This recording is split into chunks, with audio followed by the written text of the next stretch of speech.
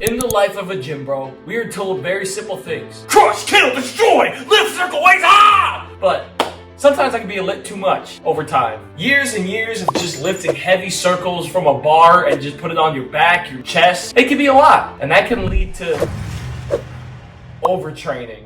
Now, how do you know if you have overtraining? You'll probably feel your nervous system is kind of crashing down. You have a little bit of a foggy mind. You don't feel as pumped up to go to the gym. Now, sometimes that can be due to laziness, but it could be a result. One of the biggest signs you can tell if you've been overtraining or not is the weights that you've been lifting before that used to feel so easy are now starting to feel a little bit heavier than usual. Over a constant period of time, the weight that you usually do for reps and kill is now starting to feel a lot heavier. For example, recently I have been a victim of overtraining. 365 on the squat, I've been stuck at 4 reps for a little bit. And while I am bulking in a caloric surplus, keep that in mind. Despite that, I've been stuck at 365 for 4 in my back squat for a little while now. And on top of that, in my most recent heavy squat session, I was barely able to do 345. Like my back was hurting, things are just feeling off. So I knew right then and there that, okay, I am overtraining. Now, how do we know that we need a deload? Weight that you usually hit for PRs, usually you just throw around weight, just feels a lot heavier now, and it's a common theme. That is a telltale sign that you need to deload.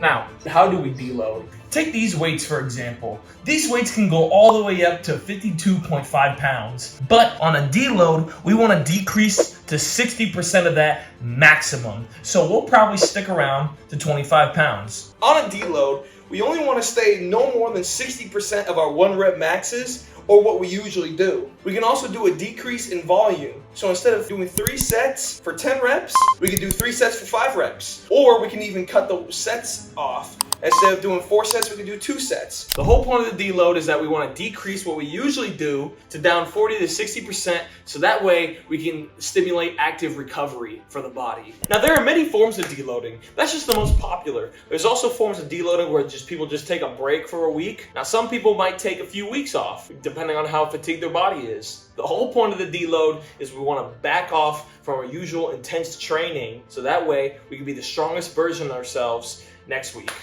Now, if you're just starting lifting off, more than likely you don't need a deload, and instead you need to load. You need to load on some intensity, and you need to load on some training. Be the best version of yourselves, lift hard, and then we'll talk about overtraining. Weightlifting is about longevity. Weightlifting is about progression. Weightlifting is about progressively getting stronger over time. I deloaded myself this week, begrudgingly, and I really didn't want to, but I needed to. Weight hasn't been flying off as usual. I failed at 345, I only was able to hit 345 for 1, and my back was hurting. It was bad. So I was like, okay, let's take a week off on weights. I did cut off definitely on volume for sure for some exercises. I stuck pretty close to the sets that I usually do. I cut off the sets on the bigger compound movements like the squat, the bench, the deadlift, all that good stuff. I feel like I was pretty down to a T to it. I'm experimenting myself from being fatigued, from being down here, just kind of going up and then plateauing to seeing a little bit of a dip. And I'm just feeling tired and fatigued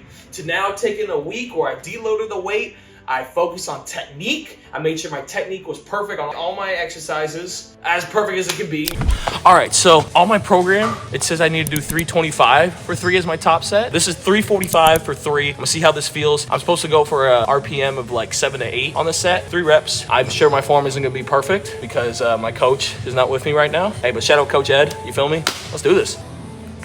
As we can see throughout the week, all my workouts felt correct, everything felt good, everything felt strong. I can safely say that this deload was a success. So what did we learn from this experiment? Well, we first learned why we need a deadlift. We learned the signs of when we know when we need to deadlift, and we also learned how to. Now, because of that, we're smooth sailing, we know what we're doing, everything feels good, no injuries are gonna occur, we're gonna be nice and solid. What are the takeaways? Like I said, throughout your workout plan when you're deloading, let's go from 40 to 60% on each of your maxes. Do around the same sets, maybe cut down the reps, right? Still work out the same amount of days. If you want to even cut off some exercises, that's fine. Just as long as we're getting blood moving, as long as our exercises are proper technique, and we're using our mind-muscle connection to focus. This isn't just nonchalant, just going through the motions. We still focus, we locked in on technique, right? And weight, so that way we can recover and be the best version of ourselves for the next weeks to come. So, thank y'all so much for watching this video. Thank y'all so much for tuning in. Make sure to like, comment, subscribe, and love y'all boys. And you know who else loves you? Jesus Christ loves you. Jesus loves y'all.